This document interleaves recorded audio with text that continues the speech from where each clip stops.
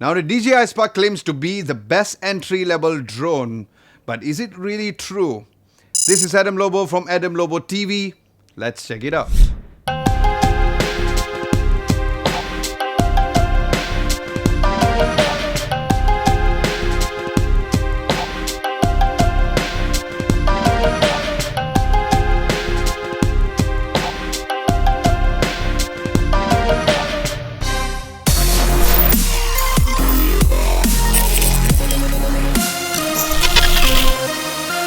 Now, first and foremost, a huge shout out to the guys from ECS Malaysia for sending out this review unit.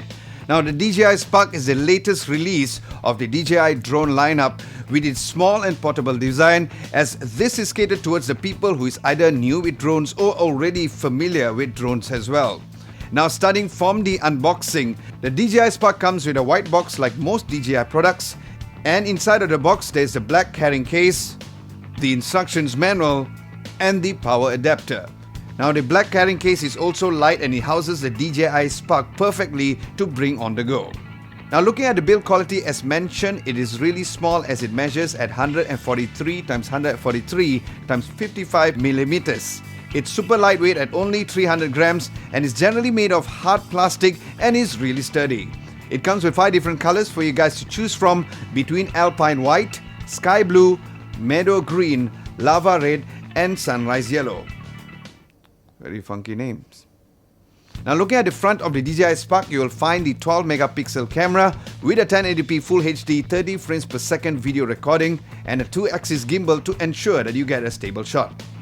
There's also the forward collision sensors, which has a 3D sensors to avoid obstacles, and you'll find other sensors down below the device as well.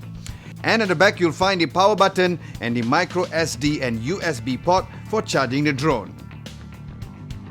Now the battery capacity of the DJI Spark is about 1480 milliamps of battery, which lasts a mere 15 minutes.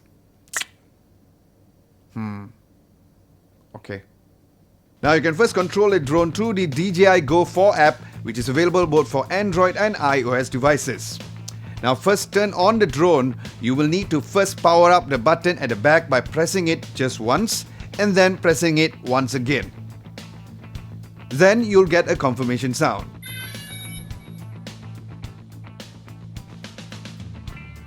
Next, you will need to connect your phone to the drone through Wi-Fi, where the ID and password is underneath the battery.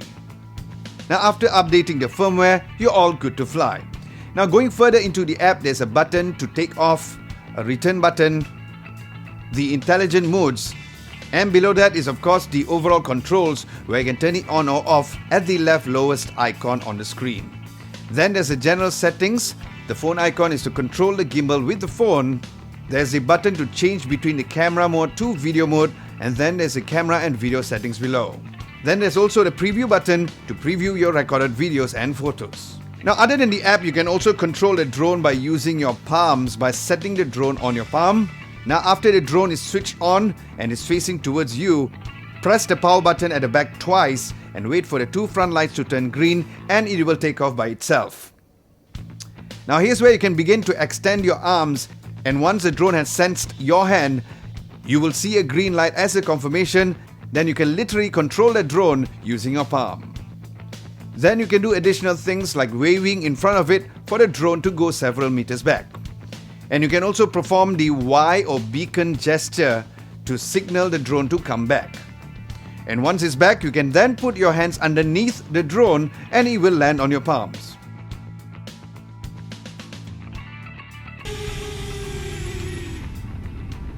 Nice. While there are many features which you can do on the DJI Spark, like hand gestures to take picture, tripod mode, and even the tracking feature, the ones which I particularly like, which is unique, is the intelligent flight modes, which automatically records about 10 to 20 seconds video clips. Select yourself or the subject and then select the modes, where there's modes such as droney,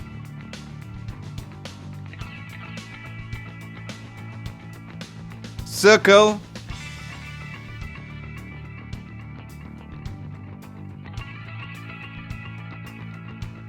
helix, and rocket.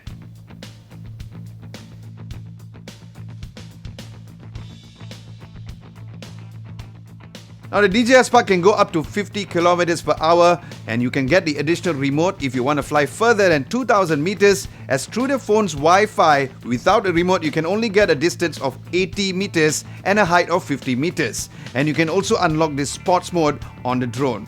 And it works very well with the DJI goggles. Now there's also Propeller Gas, which is sold separately as well, to not only protect yourself from injury, but to also protect the propeller in case it hits a hard surface. Now make sure that you get updated on the flying zones at your area, as there are many places. For example, when I went to Japan, I could not fly the drone in public places as they got the Wi-Fi frequency jammed. So here's the funny part. I put everything in every different kind of location, thinking that maybe some kind of problem with my phone. But when I tried to use the DJI Spark, I found out I could not connect through the Wi-Fi. I thought, what's wrong with the phone? And then Dennis told me that he could not also connect through my GoPro Wi-Fi as well. And found out, when I went online, I found out that in public places like this, they actually jam Wi-Fi connections. So even our Wi-Fi to go item, it's so hard to connect, it's actually very slow. So mission failed. Now the biggest drawback of the DJI Spark is of course the battery life. Flying time took me about 12 to 15 minutes before I had to wait 2 hours for it to recharge again. So I would highly recommend for you guys to get at least 2 or more batteries to enjoy a longer flying time, especially if you're new to drones. Or you can always opt to get the Fly More combo, which includes all the accessories in one bundle, but it can be quite pricey though. Now in conclusion, I think that the DJI Spark is still a high-end drone and is great for beginners. However, please keep in mind that you'll need lots of practice in order to get a proper hang out of the device, and if you're new to drones. So don't expect being able to fly out like a pro for the very first time. Now once again, a huge thanks goes out to ECS Malaysia for sending out this review unit of the DJI Spark. And as usual, if you like to get the item, I will leave a link at the description below. So guys, do let me know if you're planning to get the DJI Spark at the comment section below. Aside from that, thank you so much for watching. Hope you guys enjoyed this video. If you did, be sure to hit the thumbs up button and subscribe to Adam Lobo TV if you haven't done so, as I release videos every single week. Don't forget to hit the bell icon just next to it to get notified for my future videos. Thank you so much for watching. This is Adam Lobo, and I'll catch you guys as usual next week.